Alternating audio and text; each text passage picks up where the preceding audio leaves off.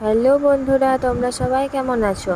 গতই 13ই June চলে গিয়েছিলাম আমার দেশের বাড়ি বা গ্রামের বাড়ি যাই বলো, ভাদুলে। তো সেখানে বসেছিল কীর্তন। তো এটা 24 প্রহর কীর্তন ছিল। তো দেখো কত সুন্দর করে জায়গাটা সাজিয়েছে। তারপর মহাপ্রভুকে একটু দর্শন করে নিলাম। তারপরে বাড়ি এসে খাওয়া দাওয়া করলাম। আমার বর রাত্রে গিয়েছিল, তো আসার পরেই খাওয়া দাওয়া শেষ করলাম। তারপরে একটু মেলা দিকে গিয়েছিলাম।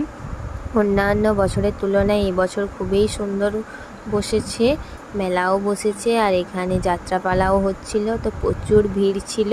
আমরা শেষ জাগরণ দিনে গিয়েছিলাম, আর ওই খাবার দাবারের আয়োজন আমার ছোটো দাদি করেছিল।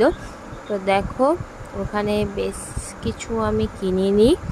তো আমার ছোটো কাকু আমাদেরকে আইসক্রিম খাইয়েছিল। তো এইটুকুই। তো আজকের মতো এইটুকুই।